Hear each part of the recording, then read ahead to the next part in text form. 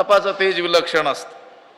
बरं, ते प्राप्त होणं ही काही सुलभ अशी गोष्ट नाही, अत्यंत दुष्कर आहे. जगात जे जे दुष्कर आहे ते तपानं साध्य आहे असं सांगितलेलं आहे. जे जे कठीण म्हणून सांगितलेलं आहे ना, जे जे दुर्लभ म्हणून सांगितलेलं आहे ते सगळं तपानं काय होत असतं म्हटले, प्राप्त होत असत.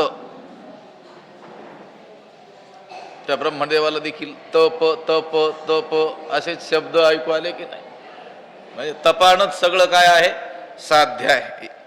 हा का एकाची शाटी तपिन्नली, एकी सृष्टीवरी सृष्टी केली, एकी पाषाण वावनी उतरली समुद्री कटके. कशाने साध्य झालं हे सगळं? तपान. लक्षात आलं का? तप म्हणजे काय?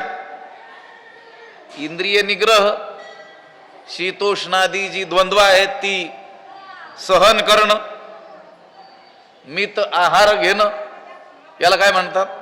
तप म्हणतात. तपाचं मोठं वर्णन नाथ महाराजांनी देखील भागवतामध्ये केलेलं आपल्याला आढळून येतं. तपाचे राजस तामस सात्विक असे 3 प्रकार केलेले आपल्याला आढळून येतात. पण या ठिकाणी जे सात्विक तप आहे त्याचा काय आहे, विचार आहे.